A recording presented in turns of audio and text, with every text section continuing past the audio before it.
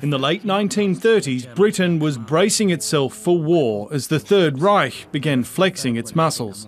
And at the National Gallery on Trafalgar Square, there were major concerns about the safety of the country's cultural treasures. Everybody thought that if there was war, London would be carpet bombed. So these artworks were removed and quickly taken to temporary locations across the country. As the threat of a Nazi invasion increased, Prime Minister Winston Churchill was asked, should the paintings be sent to Canada? And of course Churchill, I think, obviously knew that this was a real propaganda thing. So he said no.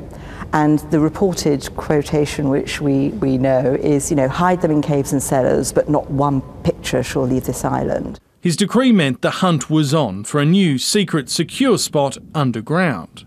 The hills of Wales were considered the ideal site because not only are they pretty remote, they also have plenty of old mines and quarries.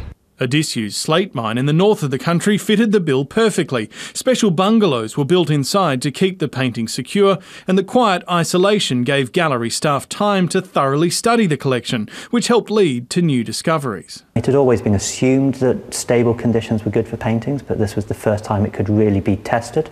Once a month, the picture was sent back to London and put on display to boost morale in the badly bombed city. What happens if there's a war today? Well, there are definitely plans in place for any contingencies. Obviously, I can't go into any detail about them, but there are. This contingency is still proudly celebrated in temporary exhibitions like this one, and often used as evidence of Britain's defiance during one of its darkest hours. James Glenday, ABC News, London.